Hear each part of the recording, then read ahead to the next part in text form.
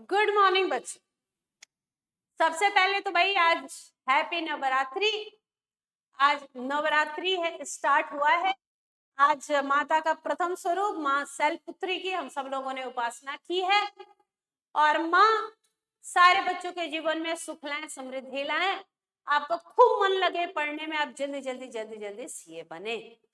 तो सबसे पहले यही कामना कि आपका हमेशा अच्छा हो और बेस्ट विशेस आपको हमेशा टॉपर्स की तरफ से, हम सारे फैकल्टी की तरफ से। तो चलिए शुरू करें आज चैप्टर नंबर 1 जिसका नाम है इंडियन रेगुलेटरी फ्रेमवर्क। क्या नाम है? Indian regulatory framework. ये चैप्टर कितने मार्क्स का है? 6 मार्क्स। ये चैप्टर कितने मार्क्स का है बेटा? तो 6 मार्क्स के लिए ये चैप्टर आपको पढ़ना है जिसका नाम है इंडियन रेगुलेटरी फ्रेमवर्क। 6 मार्क्स के लिए ये चैप्टर पढ़ना है कंपल्सरी बेसिस पे, हर अटेम्प्ट में। कंपल्सरी बेसिस पे हर अटेम्प्ट में 6 मार्क्स का एक क्वेश्चन पूछता ही पूछता है। मैडम सितंबर में क्या पूछा था? सितंबर में पूछा था कि what is law and what are the different sources of law. यहाँ पे टोटल 4 से 5 क्वेश्चन ही है, उन्हीं में से एक क्वेश्चन पेपर में होगा। मतलब एकदम श्योर शॉर्ट चैप्टर है और क्वेश्चन भी पता है। अब इसके बावजूद अगर आप आंसर लिख के नहीं आते हैं बेटा तो इसमें गलती किसी की नहीं। कुछ चीजें आप आज ही अपने दिमाग में बैठा लिए। अगर आप जनवरी 26 में सीए फाउंडेशन का पेपर देने जा रहे हैं तो आज ही जितनी जल्दी सच्चाई को एक्सेप्ट करके आगे बढ़ेंगे हमेशा उतना अच्छा होगा आपके लिए। तो पहली बात क्या क्या क्या चीजें मैडम हम लोग अपने दिमाग में बैठा लें? पहली बात जो आप अपने दिमाग में बैठाइए वो ये बात है कि लॉ का क्वेश्चन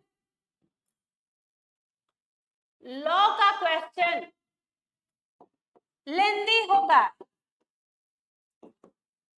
लॉ का क्वेश्चन लेंदी होगा। मतलब पेपर के टाइम आप ये मत बोलना कि मैडम पेपर तो लेंदी था।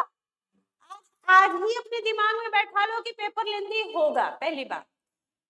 दूसरी बात कॉन्सेप्चुअल होगा, मतलब कॉन्सेप्ट आने चाहिए। क्या बिना कॉन्सेप्ट के हम नहीं पास होंगे? क्या नहीं, कॉन्सेप्चुअल क्लैरिटी होनी चाहिए। तीसरी बात कुछ चैप्टर्स हैं जहां हम ट्रिकी हो सकते हैं, हाँ ऐसे ट्रिकी हो सकता है। और चौथी बात कि क्वेश्चन हमेशा इजी होगा। क्वेश्चन लॉ का लेंदी होगा, लॉ का क्वेश्चन कॉन्सेप्चुअल होगा, लॉ का क्वेश्चन ट्रिकी होगा लेकिन इजी होगा। सबसे पहले 4 बातें। दूसरी बात हमें टोटल 7 चैप्टर पढ़ना है। हम पहला चैप्टर पढ़ रहे हैं जो 6 मार्क्स के लिए पूछा ही जाएगा, इसमें ये फॉरवर्ड कुछ नहीं है। 6 मार्क्स के लिए इंडियन रेगुलेटरी फ्रेमवर्क होगा ही, क्वेश्चन तय है। और हम आपको जैसे ही 2 क्लासेस लगेंगे हमें इंडियन रेगुलेटरी, हम क्लास में याद करेंगे।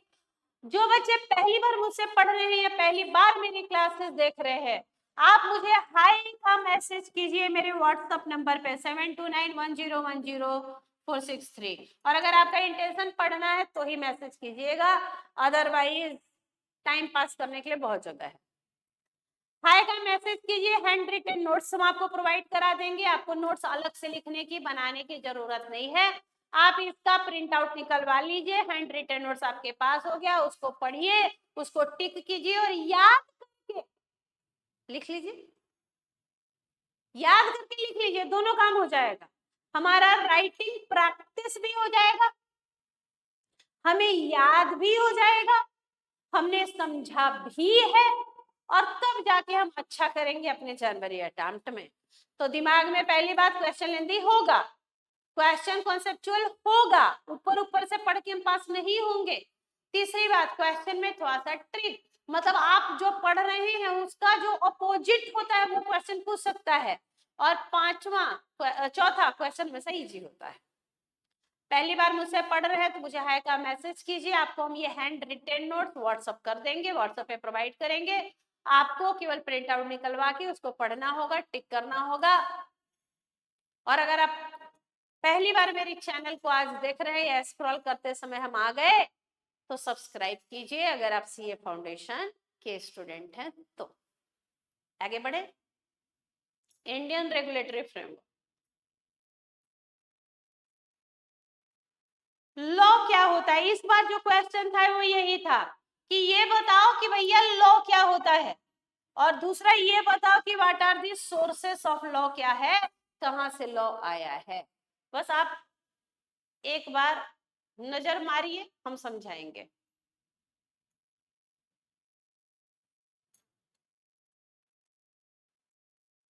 एक बार नजर मारिए। What is the law? Law है क्या?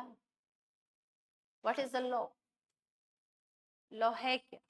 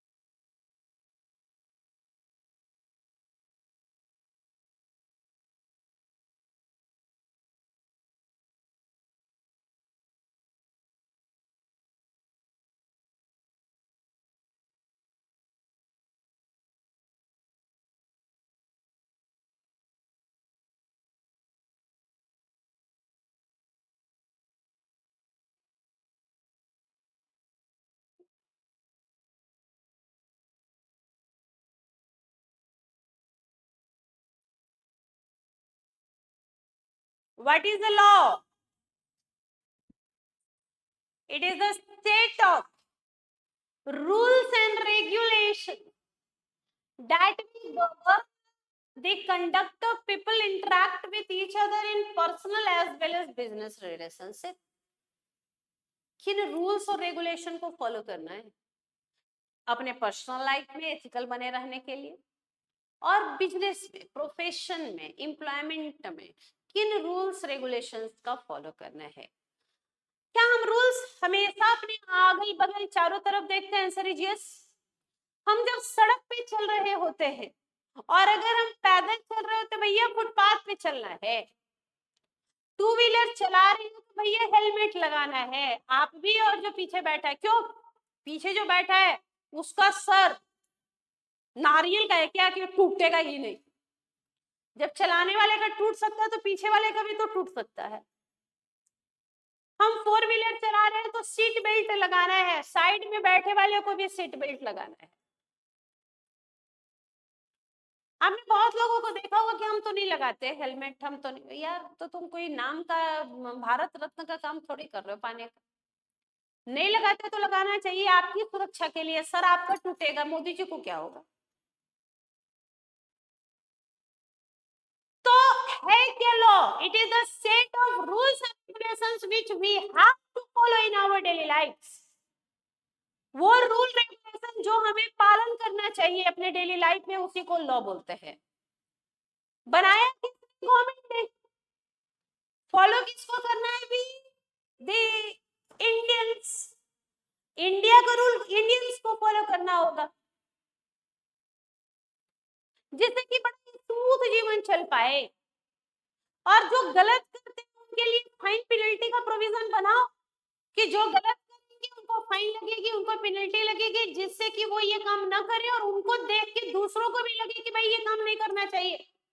क्योंकि अगर हम गलत करते हैं तो हमको क्या लग रहा है? फाइन पेनल्टी लग रही है।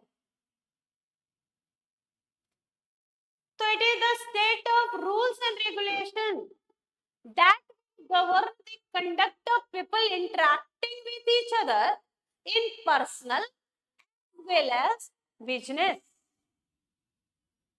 relationship. It is the set of obligation and duties imposed by government for securing welfare and providing justice to society. वही बोल रहा है, सोशल वेलफेयर, सबका कल्याण हो, ये सबके कल्याण के लिए बना हुआ है। कोई समाज में गलत ना करे, और अगर कोई गलत करता है तो उसको फाइन पेनल्टी लगेगी, क्योंकि एक जस्टिस चाहिए, न्याय। तो सेट ऑफ ऑब्लिगेशन ड्यूटी जो आपके ऊपर इम्पोज किया गया है, गवर्नमेंट ने बोला कि भैया ये सोशल वेलफेयर के लिए जरूरी है, ये जस्टिस के लिए जरूरी है, ये समाज के लिए जरूरी है, तो ये फॉलो करना होगा। It reflect social, political, economic and cultural aspect of our vast and diversified country. आपको पता है वास्ट एंड डाइवर्सिफाइड कंट्री है हमारा, विभिन्नताओं में अनेकताओं में एकता का देश है भारत। हर कोस कोस पर बदले पानी, चार कोस पर वाणी है। कोस कोस पे पानी बदल जाती है और चार कोस पे वाणी बदल जाती है। तो हम बड़े वास्ट डाइवर्सिफाइड इंडिया में है।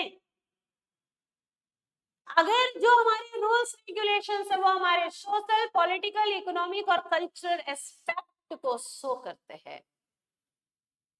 आप मंदिर में जाते हैं, गुरुद्वारे में जाते हैं, सर ढक के जाना है, ये हमारा कल्चर है। हम मंदिर में जाते हैं तो जूते चप्पल उतार के जाना है, ये हमारा कस्टम कल्चर है, वो हमें बताया है कि ऐसा करना चाहिए। कहीं आपने सिलेबस में थोड़ी पढ़ा है कि मंदिर जाते समय जूते चप्पल उतार के जाना है, ये तो हमारा कस्टम है, कल्चर ही है जो हमें ये बताता है।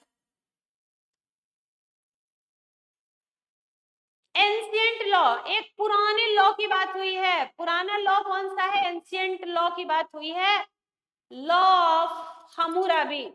एक एंशिएंट लॉ की आपसे बात हुई है, एंशिएंट लॉ है लॉ ऑफ हम्मुराबी का, कोड ऑफ हम्मुराबी। ये क्या था बेटा? ओल्डेस्ट लॉ है जो रिटन फॉर्म में है माना जाता। इसमें बोला गया है कि जगह जगह पे उन्होंने ब्रोंज के बड़े बड़े पत्थर, स्टोन वगैरह जो है नियम उस पे लिखे कि जनता को ये फॉलो करना चाहिए, जनता के बीच में रख दिया और कुछ लोगों को अपॉइंट किया ये देखने के लिए कि जनता उन रूल्स को फॉलो करती है कि नहीं करती है। तो वो था एंशिएंट लॉ, सबसे पुराना written law, law of Hammurabi का माना जाता है। आगे बढ़िए, सोर्सेस ऑफ लॉ। भैया लॉ आया कहां से? भैया लॉ आता कहां से है? लॉ कहां से आता है? What are the sources of law in India? ये इस बार का क्वेश्चन है कि व्हाट इज लॉ, तो आपको बताना था कि it is the set of rules and regulations made by government which is made for the social welfare and justice of the society, which we have to follow in our personal as well as business relationship। इसको बोलते हैं law.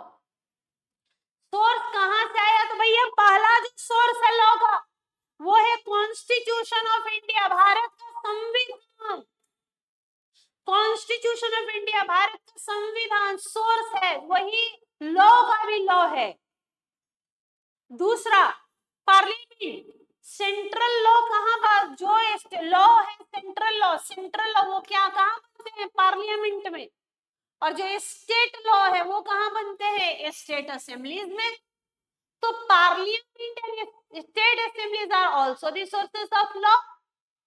तीसरा judicial decision of various courts, court में जो judgement आया, court का जो judgement आया जो केस लॉ बन चुका है, जो हम पढ़ते समय यूज करते हैं, जैसे हम लोग बोलते हैं Salomon versus Salomon and company, Walfer versus Walfer and company, Carlill versus Carbolic Smoke Ball, Lalman Shukla versus Gauri Dutt, Chinnaiya versus Ramaiya, ये क्या है? ये केस के डिसीजन ही तो है, जुडिशियल डिसीजन ही तो है वेरियस कोर्ट के, कुछ इंडियन कोर्ट के हैं, कुछ फॉरेन कोर्ट के हैं। और एस्टेब्लिश कस्टम, और जो हमारी परंपरा है, कस्टम इन यूसेज, कि मंदिर जाना है चप्पल जूते उतार के जाना है, गुरुद्वारा जाना है सर ढक के जाना है, these are the customs, these are the source of law। हर देश का कस्टम अलग, कल्चर अलग, इसलिए लॉ भी अलग।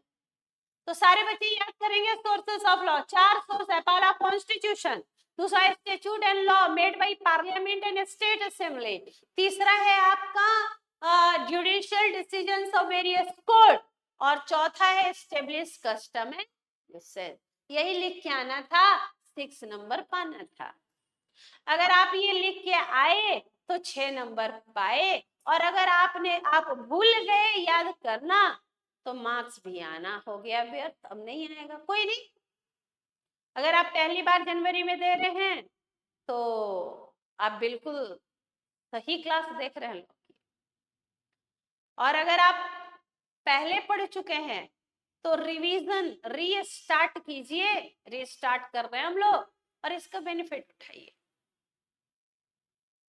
और इसका बेनिफिट उठाइए।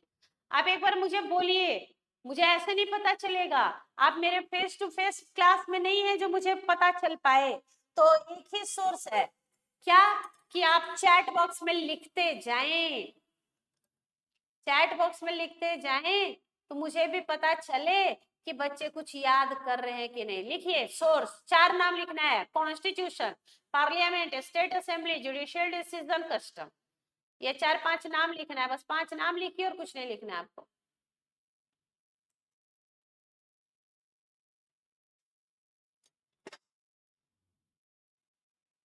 Good morning. हाँ बेटा, दोनों डिफरेंट हैं, डिफरेंट है।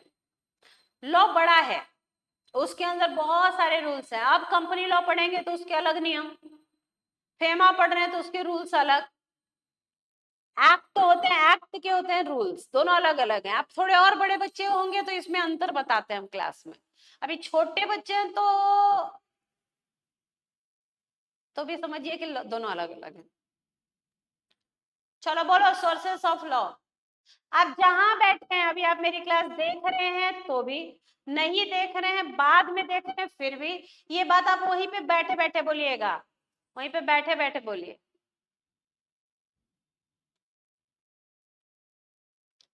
वहीं बैठे बैठे बोलिएगा, कोई दिक्कत नहीं है। Sources of law, parliament, state assembly, constitution, judicial decision, custom and usage, custom and usage.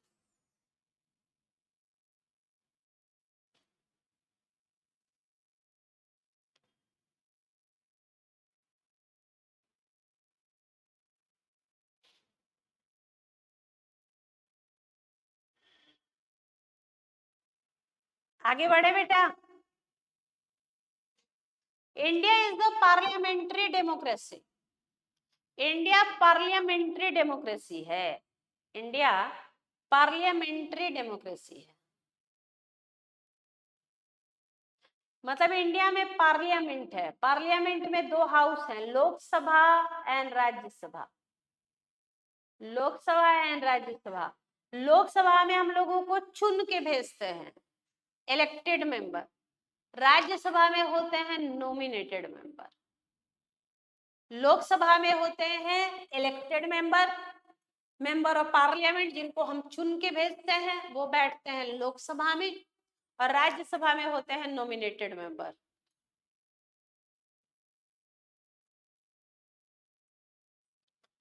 India parliamentary democracy है, इंडिया पार्लियामेंट्री डेमोक्रेसी है, लोकसभा में टोटल 543 सीट्स हैं। 272 सीट लाने वाली पार्टी को मेजोरिटी बोलते हैं। ये हाउस ऑफ पीपल है, जहां मेंबर ऑफ पार्लियामेंट बैठते हैं। ये इलेक्टेड मेंबर होते हैं। राज्यसभा में नॉमिनेटेड मेंबर होते हैं। ये ज्ञान था, ये आपको कहीं पूछेगा नहीं, ना कोई बताएगा। ये बस ज्ञान है जो आपको जानना है कि इंडिया पार्लियामेंट्री डेमोक्रेसी है। लोक पार्लियामेंट में दो हाउसेस हैं, लोकसभा और राज्यसभा। लोकसभा में इलेक्टेड मेंबर बैठते हैं जिनको हम चुन के भेजते हैं, और राज्यसभा में नॉमिनेटेड मेंबर होते हैं। जैसे आपने सुना होगा कि रेखा जी, जया जी, सचिन जी, ये नॉमिनेटेड मेंबर हैं राज्यसभा के।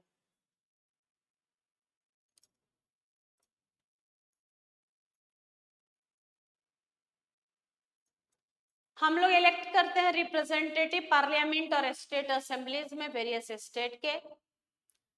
आपने सुना होगा कि विधानसभा का चुनाव हो रहा है, तो हर स्टेट का विधानसभा अलग होता है और लोकसभा का चुनाव अलग होता है।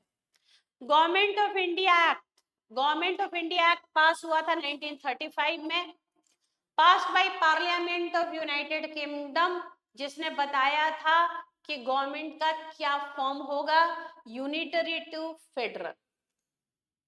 एक ही गवर्नमेंट नहीं होगी जो पूरे भारत को चलाएगी, फेडरल होगा। कुछ पावर सेंट्रल के पास होगा और कुछ पावर स्टेट गवर्नमेंट को दिया जाएगा। इंडिया को बांटे हम लोग जब आजाद हुए जिस दिन, उससे पहले, आजादी से पहले हम लोग थे ब्रिटिश इंडिया। जिस दिन हम आजाद हुए 15 अगस्त, वहां से लेके जब तक हमारा संविधान नहीं आया तब तक थे हम डोमिनियन ऑफ इंडिया। उस समय लॉ मेकिंग पावर जीजीसी के पास होता था, गवर्नर जनरल इन काउंसिल्स के पास।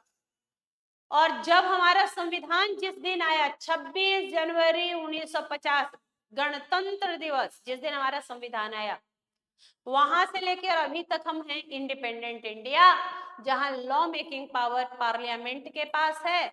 और अगर सेंट्रल लॉ बन रहा है तो पार्लियामेंट में पास होगा और प्रेसिडेंट का साइन होगा। Constitution of India is the foremost law, सबसे बड़ा इफेक्ट लॉ, सबसे बड़ा लॉ भारत का है, वो है constitution. Our laws are made for the people by the people, लोगों के द्वारा बना है, लोगों के लिए बना है।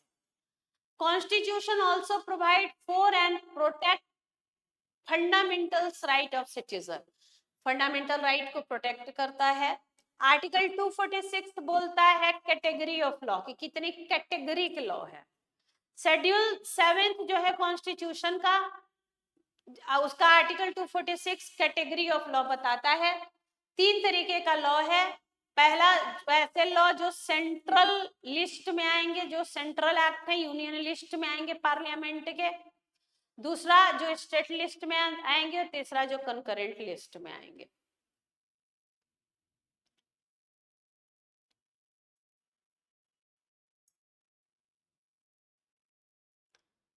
Process of making law, law बनता कैसे है?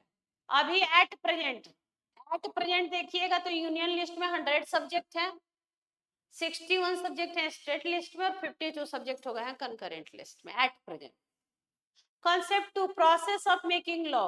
एक बार आप रीड करें, एक बार हम समझाएंगे। What is the process of making a law? What is the process of making of law? Law बनने का प्रोसेस क्या है बेटा? What is the process of making a law? Law बनाने का प्रोसेस क्या है? क्या हम सबसे पहले बेटा बिल ड्राफ्ट करते हैं, बिल बनाते हैं क्या? बिल को ही क्या बोलते हैं? Proposed law. कौन बनाएगा लॉ? Legislature, law maker.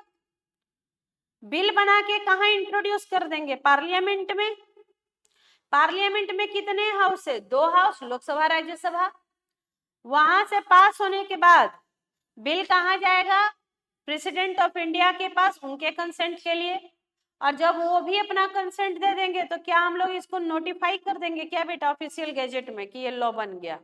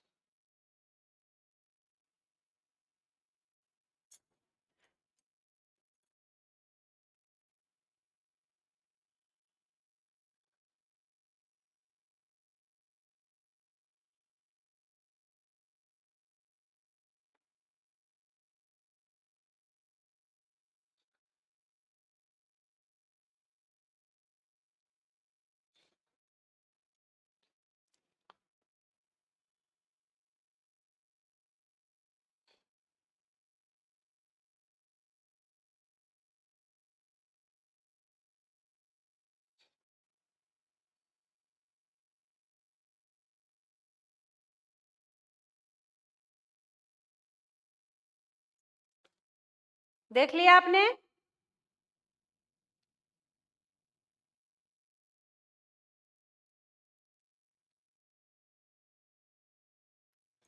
देख लिया आपने?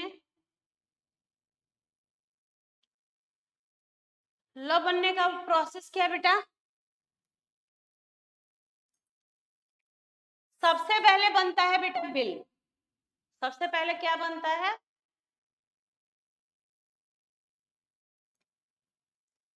बिल। सबसे पहले बिल बनाया जाता है, प्रपोज्ड बिल, बिल बनाया जाता है। मतलब आप बिल बनने को ही बोल सकते हैं ड्राफ्टिंग ऑफ बिल। बिल बनाया जाता है किसके द्वारा? लॉ मेकर्स के द्वारा। लॉ मेकर्स को क्या बोलते हैं? लेजिस्लेचर। बिल बनाने के बाद उसको पार्लियामेंट में इंट्रोड्यूस किया जाता है। बिल बनने के बाद उसको पार्लियामेंट में इंट्रोड्यूस करेंगे। बिल बना, बिल को पार्लियामेंट में लेके आए। पार्लियामेंट में दो हाउसेस, लोकसभा, राज्यसभा। लोकसभा, राज्यसभा। लोकसभा में डिबेट डिस्कशन हुआ, राज्यसभा में डिबेट डिस्कशन हुआ, पास हो गया दोनों जगह से। उसके बाद उसको भेजा जाएगा प्रेसिडेंट ऑफ इंडिया के पास, भारत के राष्ट्रपति के पास, उनका कंसेंट लेने के लिए।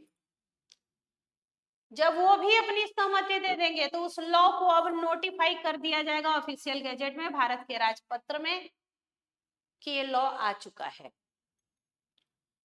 Enforced and comes into force and made applicable. Enforce हो गया, कम बन चुका है लॉ, आ चुका है, आप पे लागू हो चुका है। When a law is proposed in parliament, ध्यान से, जब लॉ को प्रपोज करते हैं पार्लियामेंट में तो इसको बोलते हैं bill. After discussion and debate law पास होता है लोकसभा में, लोकसभा से फिर जाता है राज्यसभा में, उसके बाद जाता है प्रेसिडेंट के पास उनका कंसेंट लेने के लिए, और फिर फाइनली लॉ को हम नोटिफाई कर देते हैं ऑफिशियल गैजेट में, और लॉ एप्लीकेबल हो जाता है जो डेट नोटिफिकेशन में लिखा हुआ है। जैसे ही वो नोटिफाई हो गया वो कहलाने लगता है एक्ट ऑफ पार्लियामेंट। क्या कहलाने लगता है? Act of parliament. Type of law कितने हैं बेटा? ये दूसरा क्वेश्चन, पहला क्वेश्चन था लॉ एंड सोर्स पूछ दिया।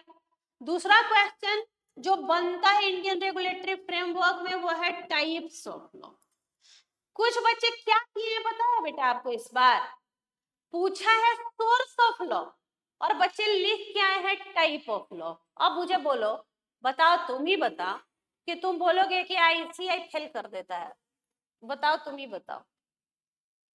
क्वेश्चन पूछा है सोर्स ऑफ लॉ, कुछ बच्चे लिख के आए हैं टाइप ऑफ लॉ। अब आईसीआई कैसे मार्क्स दे मुझे बताना। सारे बच्चे वहां एक बार रीड कीजिए तो। टाइप ऑफ लॉ, चार तरीके का लॉ होता है। पहला है क्रिमिनल लॉ, दूसरा है सिविल लॉ, तीसरा है कॉमन लॉ, और चौथा है principle of natural justice. Criminal law, civil law, common law, law of natural justice. Criminal law, civil law, common law, principle of natural justice. नाम से ही लग रहा है क्रिमिनल लॉ है, मतलब कुछ क्राइम करेंगे आप, पनिशमेंट की बात कर रहा होगा। अब किसी का मर्डर कर दिए, रेप कर दिए, डकैती कर दिए, तो क्रिमिनल लॉ ही लगेगा।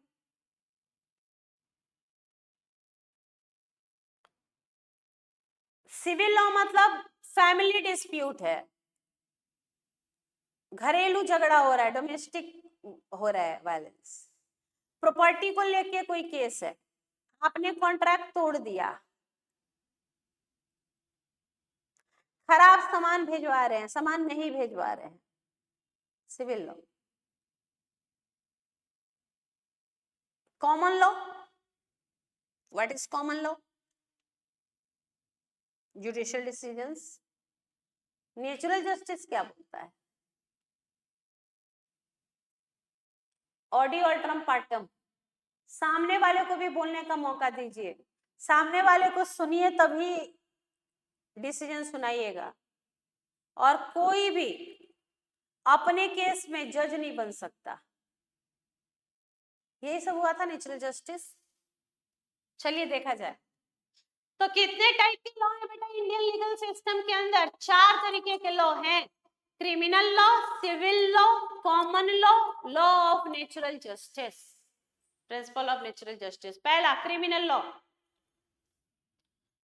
It is governed by IPC. IPC का ही अभी नाम क्या हो चुका है? भारतीय न्याय संहिता। आईपीसी का ही क्या क्या नाम हो चुका है बेटा? भारतीय Nyaya Sanhita. Bharatiya Nyaya Sanhita. Criminal law, it is governed by IPC, Indian Penal code.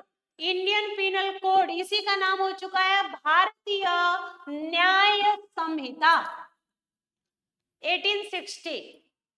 It is governed by IPC 1860 and Code of Criminal Procedure CRPC, भारतीय नागरिक सुरक्षा संहिता एक्ट। क्रिमिनल लॉ को कौन गवर्न करता है बेटा?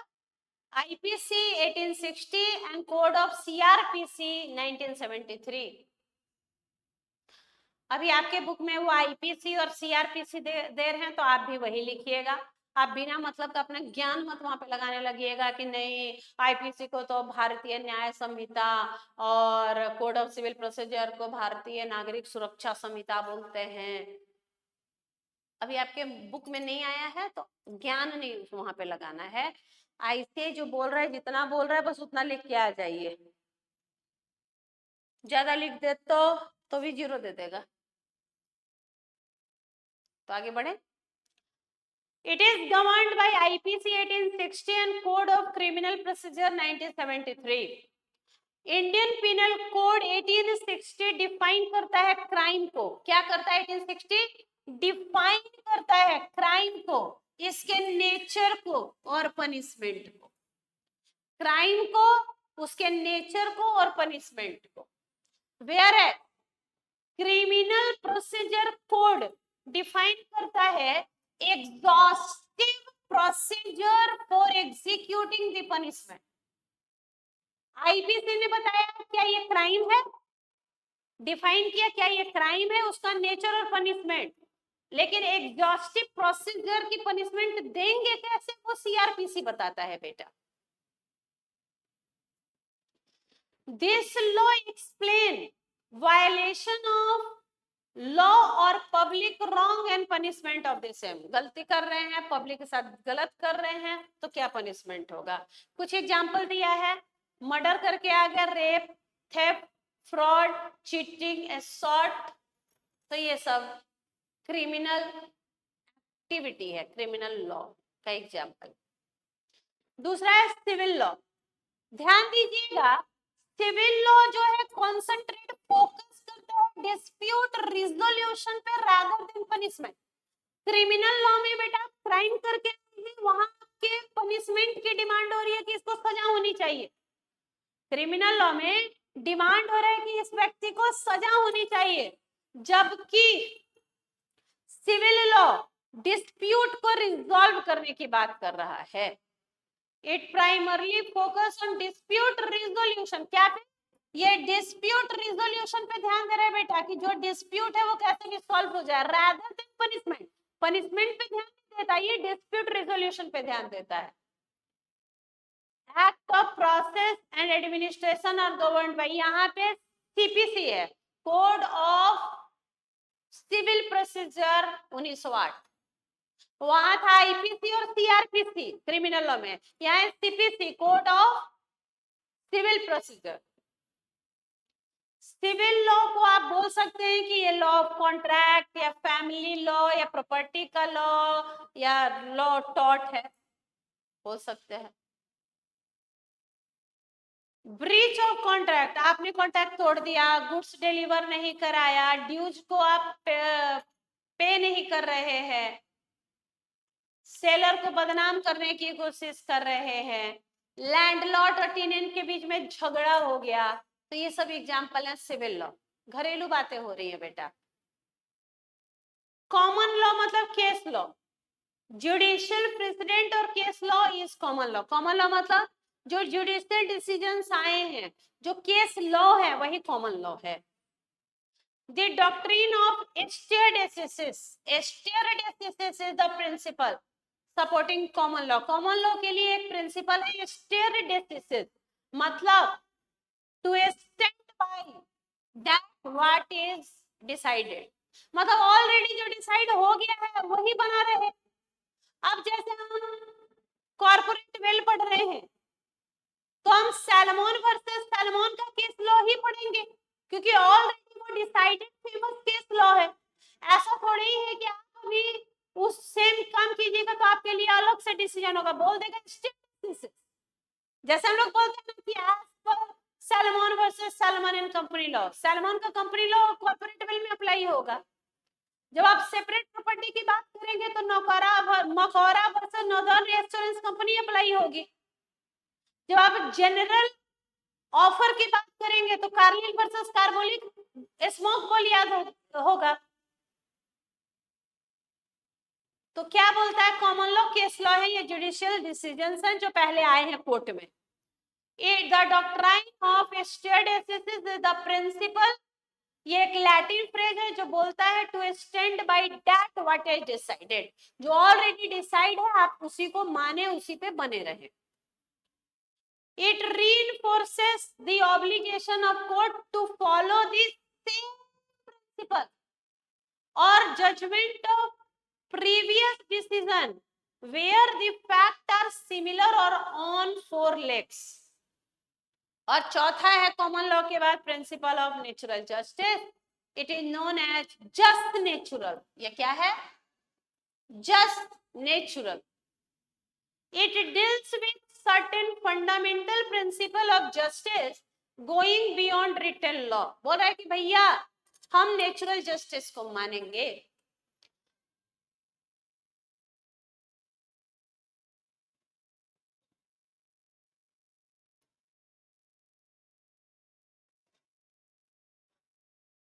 क्या बोला ये? नेमो जुडेक्स इन कॉसा सुआ। नेमो जुडेक्स इन कॉसा सुआ का मतलब no one should be a जज इन हिज, आपके ओन कॉज में आप खुद जज नहीं हो सकते हैं, आप खुद ही बोले या फैसला सुना दे अपने पक्ष में, ये नहीं होगा। ऑडी ऑल्टरम पार्टम होगा, मतलब दूसरे पार्टी को भी फेयर हियरिंग दीजिए, उसको भी सुनिए।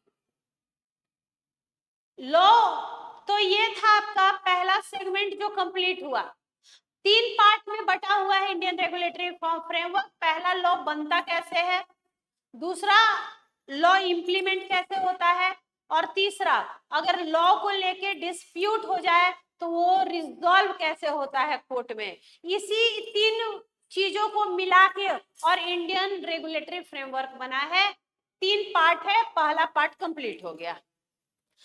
3 क्वेश्चन आज की क्लास में, आपको 3 क्वेश्चन याद करना है घर में और याद करके आंसर लिखना है।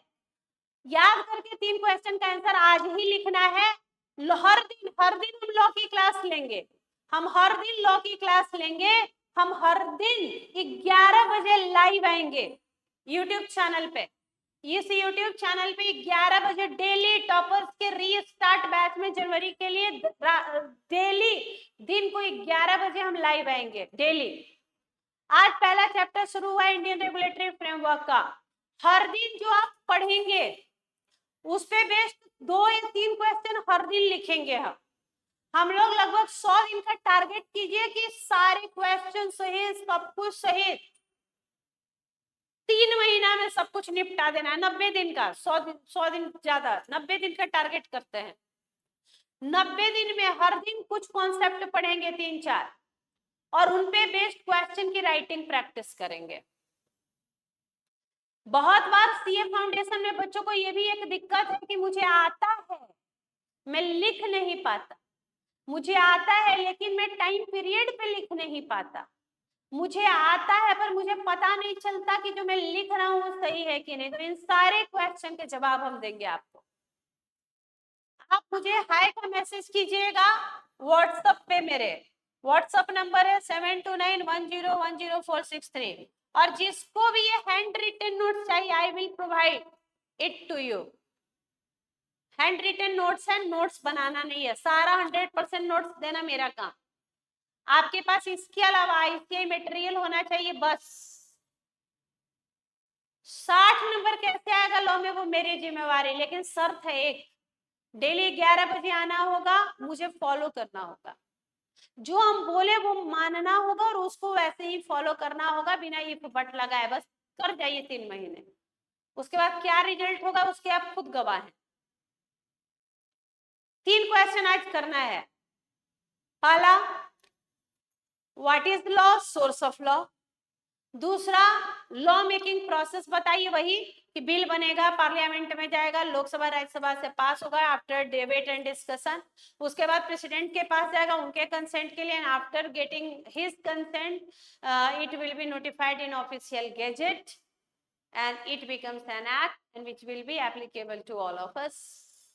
और तीसरा, what are different types of law, criminal law, civil law, common law, principle of natural justice. आज बस इतना ही काम है, 3 पर मैडम 3 ही क्वेश्चन करें। हाँ बेटा, सारे सब्जेक्ट पढ़ने हैं। लॉ 1 घंटे भी आप, 1.5 घंटे भी 1 घंटे आप मेरे साथ, और उसके अलावा 1 घंटे और भी अगर कर जाएं, अगर आप डेली चारों सब्जेक्ट 2-2 घंटे भी पढ़ जाएं, 8 घंटे, तो जनवरी में आपको हम लोग हाथ पकड़ के पास करा के लेके जाएंगे इंटर में। तो आज 3 question, law, source, different type of law and how a law is passed, ये 3 क्वेश्चन कीजिए। कल फिर आपसे मुलाकात होगी 11 बजे। काम करते रहिएगा, बने रहिए, स्वस्थ रहें, व्यस्त रहें, मस्त रहें, और नवरात्र करते रहें। हम भी नवरात्र करते हैं 9 दिन, आप भी करें। माँ की पूजा उपासना भी जरूरी है, क्योंकि नहीं तो लास्ट में बोलेंगे ना, आ गया देखो स्वार्थी आदमी रिजल्ट मांगने। तो हम अभी से ही करेंगे। चलिए, कल फिर मुलाकात होती है। सी यू, बाय बाय।